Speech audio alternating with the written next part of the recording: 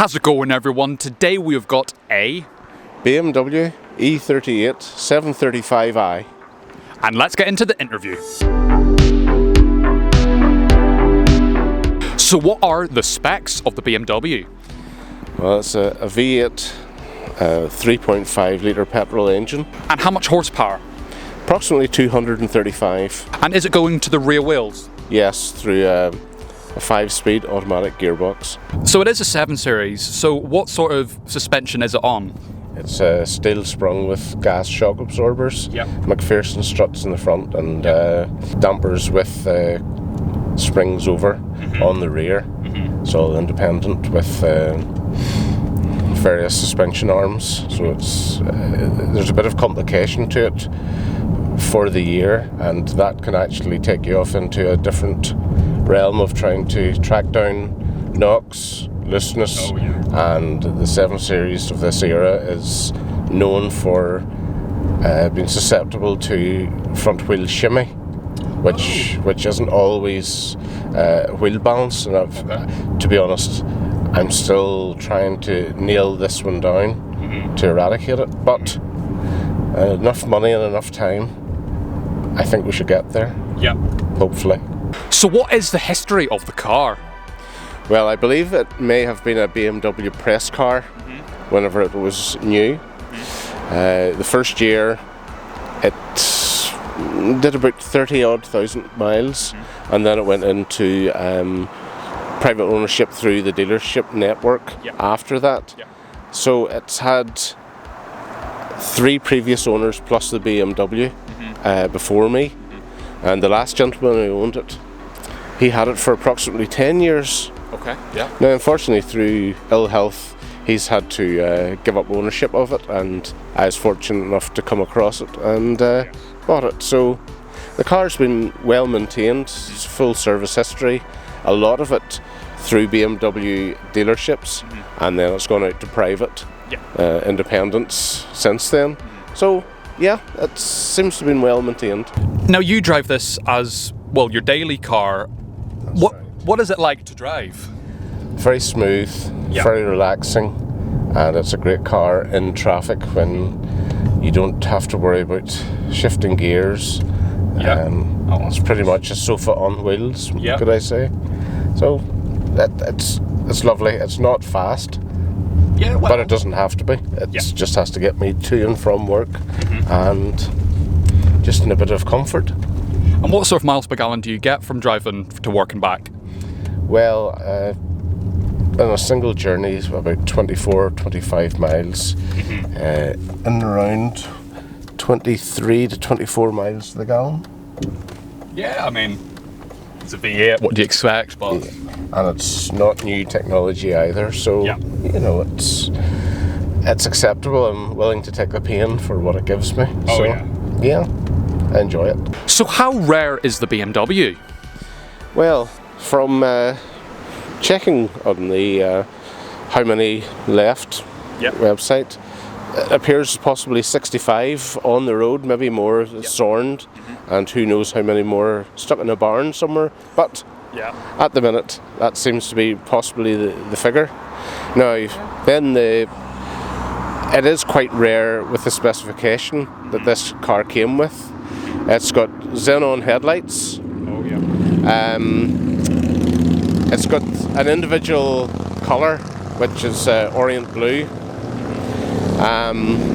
Along with that, it's got heated contour seats, which is rare, even to be heated. It's got the rear and side sun blinds came with, and sunroof.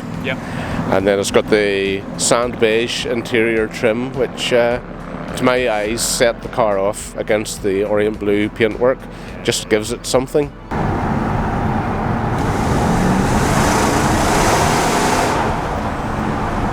Gosh, for 3.5 litre V8 sounds really, really nice. That, wow. As you can see, it brings a smile to the face, doesn't it? Definitely does, yeah.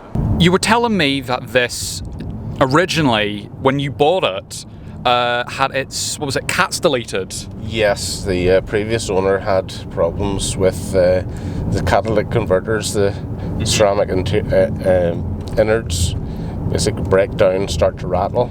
Okay. Initially, he tells me, or he told me, that he was worried there was a problem with the engine because there is a susceptibility to timing chain problems with these. Ooh, okay. That's a maintenance issue if the oil changes and such like haven't really been attended to that well. However, he, instead of buying new catalytic converters, had his local garage actually remove the insides, and so it just made it lost a bit of torque because of the lack of the cats, a bit of the back pressure, and it sounded horribly tinny. So I've put aftermarket catalytic converters in just to bring it back up to legal specification, and so it can pass the MOT without any issues. So, is this a daily for you? It is. Maybe not the most practical, but it is. I use it. I travel in and out of work 4 days in a week, and round trip roughly 48-50 miles. So the miles are going up. I've had the car since October, and all bar doing some preventative maintenance, took the car off the road for about a month. It's been doing daily driving for me, so I've about 4,000 miles on it since I got it. Very good. And have you had any major issues? No, I don't like to say, but no. Okay. So far, so good. There's, I did replace the cats, as we mentioned earlier on. I had to replace those. I put new rear shocks and springs on the rear because there had been Alpina lowering springs in the back of it. To my eyes, it just upset the whole balance of the car. It just didn't look correct with it, so and it's more comfortable as well. And I've replaced various arms and steering components, as well as general servicing. But so far so good. I don't like to tempt fate, but it's doing what I need of it. And how have you found rust on it? The rust, the rear wheel arches, they've started to come through, which wasn't readily apparent when I bought the car. So it looks as if there's been a bit of remedial work took place. However, I don't think it was up to the standard it could be. Fortunately, I have repair panels from previous car that I had, and I have to investigate to see who's going to repair it for me. But overall, that's it. You know, it isn't. The underside of the car is intact, in good condition, and I think that's testament to the quality of the build of the E38 back in the 1990s. Yeah. How is it like to place on the road? Like, it is a big, wide and long car. How do you find just placing it on the road? No problems at all, strangely. I suppose initially it can feel daunting, but there's no issue at all. It's whenever you actually compare it to an awful lot of newer cars, particularly SUV types, it actually probably isn't far off the size of those, and it's grand. I have no issues at all with it, but it's maybe not for everybody. I'm okay with it, but yeah, it's good. And it has presence, so whenever people see you approaching, they'll maybe give you a bit more space, which can be helpful. So no, it's fine. So have you got any plans for the BMW? At this time, get it as reliable as I can. Do a bit of work to the cosmetics, just a few little bits and pieces. Those rear wheel arches we mentioned and the trailing ends of the sills, they just will need to be cut out and redone. A bit of wax oil or other proprietary rust proofing. After that, it's just keep it maintained, try to keep it as reliable as possible, and enjoy it for as long as I can. I think the days of customizing cars for me have gone. They're behind me. So what would be your favourite bit about the BMW? Well, I suppose I would say I have a couple of favourites. One is the classic shape of the E38, and that whole era of the BMW has always appealed to me. So I love that about it. Also, the rarity on the road and the presence it has. It's a nice thing to be in. Yep. And obviously the comfort and, as again I say, the presence. When you have it on the road, the stability, how it drives, how it goes down the road, it really is just a lovely thing to be in. And I'm just not ready for electric yet, so that's just staying. Yeah, so far anyway. Now, would you buy this car again? I already have. This is my second. Yes. The first one I had was the 728i, which unfortunately was not as good a car as it could have been, albeit I took a bit of a punt at it and it was grand. Yep. The one thing I'll say about it is the 728, though it would be a lesser powered car, nearly was more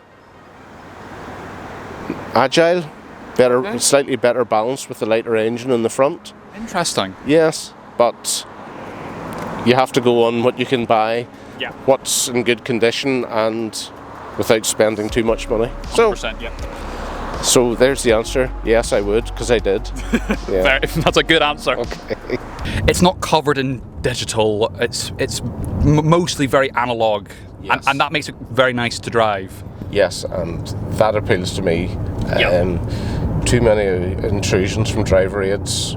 It's just not my thing, and I'm holding off for as long as I can before the inevitable rush of technology catches up with me. Yeah. But for the meantime, I'm hanging out there. Yeah. So what would be some of the quirks and features of the 7 Series? Well, they came well specified, but this one in particular, I had mentioned it's got the Zenon headlights with the wash facility. And it has a concentrated wash facility as well, which gives it an extra bit of power whenever you're doing that. One of quite unusual features is the windscreen wipers. There's a heated strip in the bottom of the front screen, so whenever it's frosty or icy, you don't get the wiper sticking to the screen. Heats that up, melts that. Very good. We also have it's got sat-nav navigation and a TV in the dashboard from which was very, very advanced for its time when it came out. Unfortunately, the TV doesn't work anymore because it was on an analog system. Okay. The sat-nav actually still does work in a fashion, but the maps obviously haven't been updated for the last 15, 20 years possibly. But it's a nice thing. Oh yeah, nice to have. Yeah. We've got the sunroof, we've got the electric heated seats along with memory function. So there's 3 memories for 3 different drivers, and that will return the door mirrors to the adjustment for that memory setting that you place it in. So that's all good, unusual stuff. We also have front and rear parking sensors, which, as you can see, for the size of the car and the length, it is necessary. It definitely is. But and after that, we have an inbuilt 6-disc CD player. Yes. If you know what a CD is. No, I don't. So compact disc player, and I have a few CDs I put in just for old time's sake. So I think that's us. Well, if I can remember correctly, the boot has soft close as well. Yes, it does. It's a feature. It's a nice feature. It's quite a heavy boot, but all you have to do is rest it down on the stop, and it just shuts itself from there. It's just you can also unlock the boot from your key fob as well, and just lift it up when you get to it. Just have a little bit of a just that very deep thrum just coming through. You didn't even pass 3,000 RPM there. And No. It's a lovely, reasonably torquey unit. You don't need an awful lot of revs, and it just rolls along nicely.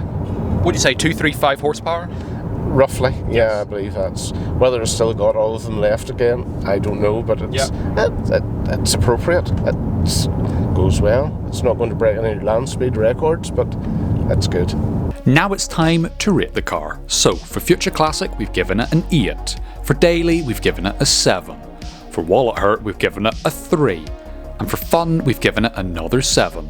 So the total is 25 out of 40, which is 62.5%. So thank you guys so much for watching. Make sure you like, subscribe, follow our vlog and podcast channel, link in the description, and I'll see you in the next one. Bye-bye. Yeah, no, I do actually like that interior. I mean, over a cream, I do like it. Yeah, I like it myself. It's stood out for me and really appealed. Yeah.